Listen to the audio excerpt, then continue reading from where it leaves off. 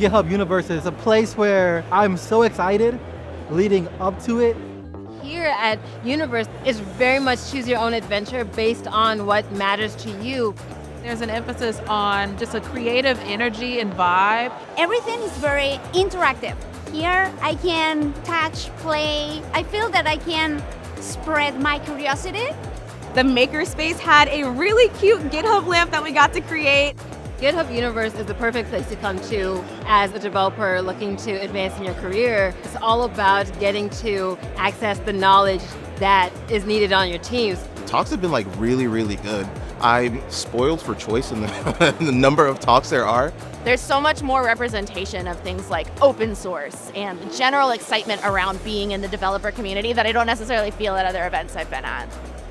From the keynote alone, I feel like I have this step up because I got to see the new initiatives, the new features that GitHub is releasing.